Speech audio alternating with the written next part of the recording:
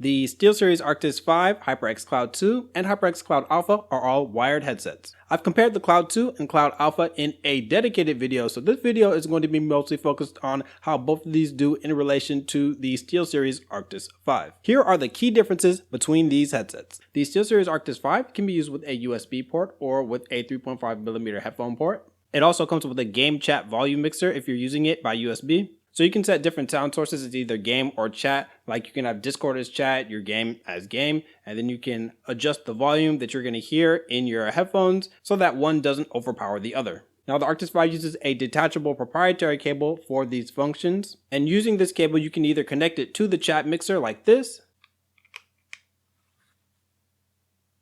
and you'll be able to see it's connected with the RGB starts to light up, or you can plug it into the 3.5 adapter, it's 4-pole, and then you would just plug it in like this. And of course, you're not going to get any lights that way. Now, interestingly, there's no splitter that comes in the box, and there's a port right here, just a standard 3.5 headphone port on the headset itself, but it doesn't come with a cable for that. Now, this still functions on like PS4 or PC without those, because you can just use this, but if you want to use that 3.5 port, then yeah, you're going to have to buy that separately. If you wanted a splitter, separately as well. The Arctis 5 has customizable RGB lighting in the SteelSeries engine software, and there's also a lot of customization that you can do with the sound, and we'll get into that in a little bit. The Arctis 5 is made of plastic, and it has some material on the ear cups that feels a bit like cloth, and it has a ski goggle headband. On the headset is a retractable mic, a mic mute button, and a headphone gain slider. The HyperX Cloud 2 has a non-detachable 3.5mm cable, but the microphone is detachable. It has a USB sound controller that you can plug the 3.5mm cable into. This will let you adjust the mic volume and the headphone volume. But the headphone volume, actually let me just demonstrate. The headphone volume on the Cloud 2 actually adjusts the volume of the system settings, so it's changing the volume of Windows itself, not the actual headphones. Now the mic volume slider actually does increase the volume of the gain of the mic itself. This mic doesn't really get that loud, but we'll get into that in the microphone audio quality section. There's a mic mute slider on the side of the USB sound controller. There's also this virtual surround sound 7.1 button that you can press. I would definitely advise against pressing this button. Now the headset frame is made mostly of aluminum. I'm not really sure how they painted this stuff on though, but it does scuff really easily. Like the paint will chip off like if you just bump it really lightly. I'll get into the build quality, but I do think the build quality overall is very sturdy. The ear cups have this super soft fake leather padding. Now, as you can see, I've tested a bunch of different headsets. I tested a bunch in store and I bought a bunch of my own, and this is still the most comfortable pair that I've worn. The Cloud Alpha is HyperX's attempt to improve on the Cloud 2. There's no USB option, and thankfully there's no virtual surround sound. But there is a detachable 3.5mm cable, and it does have a detachable mic. And it comes with a splitter, which I'm using right now. It has inline controls for adjusting the volume of the gain of the headset itself, not the system volume, and it has a mic mute switch right here on the inline controls. Now currently HyperX has no software for the Cloud 2 or the Cloud Alpha, though I guess it would be kind of hard to add software for this thing if there's no USB connection anyway. The Alpha S does have software. It is HyperX's Ingenuity software. It doesn't really do a lot. For the most part, it just adjusts things that you can already control on the sound controller itself, and there's no EQ, so I don't think if you really need software that it's worth it to get the Alpha S over just the Cloud Alpha. I bought my SteelSeries Arctis 5 for $90, my HyperX Cloud 2 for $92, and my HyperX Cloud Alpha for $85. To see current prices of all three of these devices, I have links to them in the description. And now for headphone audio quality. Now I'm just going to be upfront. The best overall sounding headset is the HyperX Cloud Alpha. Like I said, I bought a bunch of different headsets, way more than I wanted to, honestly, and I tested a bunch, driving a bunch of different sources and, using them on display. And the Alpha is definitely the best headset that I've tested in this price range. The bass is not that strong, but it has more power than all the competing headsets out. I enjoy this for single player game experiences where I want some immersion. The bass is not overpowering. Definitely, it is still a bright headset. It leans towards the mids and the highs, and you really get that clarity. I find the mids and highs even have more detail than the Cloud 2 and the Arctis 5, and they sound more natural than the Cloud 2. The level of detail is actually similar to the MDR 7506. The highs don't get too harsh and piercing. If you turn the Cloud 2 up to its maximum volume, then the highs can get pretty grating sometimes. So for multiple use cases, gaming, music, editing videos, the HyperX Cloud Alpha is the best headset in this price range that I've tested, definitely over the Cloud 2 and the Arctis 5 for multiple use cases. That said, I do prefer to use the HyperX Cloud 2 for FPS games specifically. The Cloud 2 has an unnatural boost in the upper mid-range and high frequencies. This completely throws music out of whack, and it makes certain sound effects pretty obnoxious, anything that's higher pitched like glass breaking and stuff like that. But among those sounds are ones that are very important for Call of Duty or other first-person shooters. Footsteps are the loudest and stand out the most in the Cloud 2 over all the devices I've tested. If someone is running around upstairs 2 houses away, you can hear it. When glass shatters across the street, you can hear it. When someone unzips their uniform to put in new armor plates, or when they cut their parachute, same thing. These sounds are unnaturally loud in the Cloud 2, but it really does help as far as performance. In terms of volume, this headset got the loudest on my PC, with the Cloud Alpha and Arctis 5 being about even. Now the Cloud 2 has a bit less bass than the Cloud Alpha, but it's still enough for Call of Duty Warzone. I know a lot of people completely hate bass for FPS games because they say it drowns out other sounds, but I disagree with that and I find the bass very helpful. But now let's move on to the Arctis 5 so I can explain what I mean in terms of the bass. The SteelSeries Arctis 5 also has a very clear sound. As far as picking out every detail in the mids and highs, I think it's about even with the Cloud 2, just under the Alpha. But there's no unnatural spikes like the Cloud 2 that I could hear at least. So your ears won't hurt when someone shoots off your armor or someone breaks the window right next to you. You also won't have to turn the volume down when you're using boosters in racing games. The weakness of the Arctis 5 for me is the bass. It's just not there. You can give it a little with the EQ adjustment slider in the SteelSeries engine software, but it won't be as deep and natural as the Cloud 2 and Alpha. It just doesn't vibrate quite the same way and get that low frequency. And especially if you're using third-party EQ software with the Cloud 2 and Alpha, then the Arctis 5 just can't match it. Now this is important to me not just for immersion in music, but tactically. In Warzone, there are loot crates, and they make a very distinct sound. I'll play a clip so you know what I mean.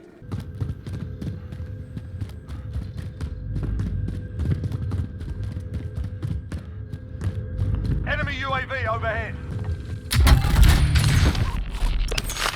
Now there's a higher pitched kind of jingling, and then there's the lower frequency humming. Both of them get louder when you get closer, but when you have really weak bass in your headset, you can't really feel that lower frequency. So when there's a lot of other mids and high sounds like gunfire and footsteps all around, or if you're driving around, or just like there's a lot of commotion and chaos, it might take you a few seconds longer to find where that loot box is because it doesn't stand out as much from the mids and the lower mids. The same applies for feeling how close helicopters are, or in racing games, how close a car is to your rear or side without you having to change the camera. So long story short, the lack of bass negatively impacts me, but if you're someone that hates bass, and I learned there are a lot of people that do, and you still want very detailed mids and highs, then the Arctis 5 is probably the headset sound that you're looking for. Now another advantage of the Arctis 5 that I touched on previously is the software that it comes with. You have to download it separately, but when you connect it by USB, it basically gives you like a key that allows you to use the software with this headset. Here you get 5-band EQ adjustments, you can change the volume of the mic and add noise reduction to it. One of my favorite features is the dynamic range compression. This decreases the distance of the volume between the loudest and the softest sound. So basically, louder sounds get a bit quieter and quiet sounds get a bit louder to normalize things. This makes it so explosions won't sound too much louder than footsteps on the roof, for instance. Using the Arctis 5 with SteelSeries engine also gives you access to DTS Headphone X 2.0 surround sound. Now tactically this doesn't actually provide any advantages, but for immersion purposes it's actually really cool and I like messing with it. It seems to make everything sound more full. The only way I can really describe it is if you were like playing a piano and you played C5, you could also play C4 and C6 with it and it would just fill everything out. Now this obviously makes music sound a bit off. It sounds like there's like some tones that shouldn't really be there. There are some other more gimmicky adjustments that you can do in the surround sound, like you can make everything sound more closed off, you can make it sound like wider, like you're in a theater. I don't really mess with that stuff, and to be honest, I'm not 100% sure what they're actually doing as far as filters go with the surround sound, but I will say that I like it a lot more than what HyperX does and what Razer does with their surround sound. Things sound a bit fuller, they sound a bit closer, but it's not as over the top and tinny like HyperX's and Razer's. With surround sound on in SteelSeries engine, you can also add further bass enhancement, which actually sounds really cool, but again, it's not going to match what the Cloud 2 or Alpha can do on those really low frequencies especially if you use those with a third-party EQ. Still, overall, the ability to customize your sound without having to download some third-party EQ software like Peace or Equalizer APO is a really good advantage for the SteelSeries Arctis 5. Now, the Cloud Alpha does not have access to virtual surround sound, which is a very good thing in my opinion, but the Cloud 2 has a button in the middle of the USB audio controller that lights up red when it's active. Now, this works on PC, but it will work on PS4 if you updated the firmware. I haven't tested on PS5 or the other new console yet. But the virtual surround sound on here just makes things sound distant and hollow. It's not going to help you with positional awareness. It adds echo, and it's really just a gimmicky filter. But here's the thing, all virtual surround sound is really just gimmicky filters, because in these headphones, generally they only come with 2 drivers. There's one in each ear cup, so you're going to be listening in stereo. I don't care how many layers you add to the track, how many filters you add, it's still stereo. These companies are really just under pressure from other companies to convince you that some of these headphones are going to give you better positional audio than the others, and they're like, oh, well, you know, the virtual surround sound can help you do that. But if you think about it, if I'm playing Call of Duty, how is this headphone going to know if my enemy is above me and to the right? It has no idea. And even if it did, there's no way that a stereo headphone can convey that to me. That would have to be done in the audio engineering of the game itself. They'd have to make the frequencies from something above you and below you and on the right and the left, or however they do it, they'd have to make them sound different in the actual sound engineering of the game itself. Now, if you had an actual 7.1 surround sound system, the game could output the audio to different speakers. If someone's above you and you had, like, you know, a bunch of speakers all around you, like a real surround sound system, you could have it, oh yeah, you're in the upper left, or, you know, it's below me and to the right or behind me, because you have all these speakers around you. Oh, there's a rumble that's beneath me, so you would feel it like in your subwoofer. But stereo headphones, there's no way they can really do that, so they just add some really cool filters that make it sound like you're either farther away or closer, or that the sound is more full. And it's pretty cool for some single player games, but definitely not something that I would use in any sort of competitive environment. But again, the SteelSeries is still the most tolerable and the most fun to use with single player games. So to summarize things, for FPS games, I still prefer the sound of the HyperX Cloud 2 out the box over all the adjustments that you can make with the SteelSeries Arctis 5 and over the sound of the HyperX Cloud Alpha. For music, I do recommend the HyperX Cloud Alpha, but I do think that you should get some equalizer software. Some PCs have it already depending on what your sound card is like, but you might have to download something free like Peace, the Equalizer APO, the extension. This sounds better for music than the Cloud 2 and way better for music in my opinion than the Arctis 5. But if you want to use software that pairs with the device itself and you think bass is the root of all evil, then the Arctis 5 is probably the headset for you in terms of headphone audio quality. Now here is sample audio from all 3 microphones, and for reference, right now you're listening to the Razer Siren Elite, and I do have a high pass filter on it, I have a noise reduction filter on it, and there's a built-in limiter on this device. So a lot of post-processing going on here, but hey, this is what these devices sound like, these headsets. Unless I specify, no post-processing was done and no gain adjustments either. Mic test with the HyperX Cloud 2 using the USB audio controller. This is the HyperX Cloud 2. Keyboard typing with the HyperX Cloud 2 using the USB audio controller. This is the HyperX Cloud 2. This is a microphone test with the HyperX Cloud 2, but I'm using a splitter. This does not come in the box. This actually comes with the Razer Blackshark V2X. Doesn't really matter what splitter you use, but this is the HyperX Cloud 2. Microphone test with the HyperX Cloud Alpha, and I'm using the splitter that comes in the box of this device. This is the HyperX Cloud Alpha. Keyboard typing HyperX Cloud Alpha. This is on PC, and I'm using the splitter that comes in the box of this device. This is the HyperX Cloud Alpha. This is a microphone test with the SteelSeries Arctis 5, and as you can see by the RGB lights, I have it plugged in by this USB chat dial mix. This is the SteelSeries Arctis 5. SteelSeries Arctis 5 keyboard typing test plugged in by USB. This is the SteelSeries Arctis 5 keyboard typing test. Microphone test with the SteelSeries Arctis 5, and it's plugged in USB, and I'm also using the noise reduction filter on its highest setting in the Arctis 5 software. This is a microphone test with the SteelSeries Arctis 5, and I'm using a splitter. This is actually not a splitter that comes in the box. This comes with the Razer Blackshark V2X, but this is the SteelSeries Arctis 5. Now the SteelSeries Arctis 5 that I'm talking into right now has the best mic, followed by the Cloud Alpha and then the Cloud 2. So first of all, the Cloud 2's mic sounds very muffled and compressed. Now my hypothesis initially was that it was due to the USB sound controller, and as you can tell by the test, I was correct. I really did test this quite a bit. I changed a bunch of different settings, Windows settings, volume sliders, and tried this with a splitter, something that doesn't come in the box, and it's really this audio controller that's degrading the mic quality. because when used with the splitter, it's actually not that bad. And I can prove that because when you use the Cloud Alpha with this controller, then the Alpha sounds worse.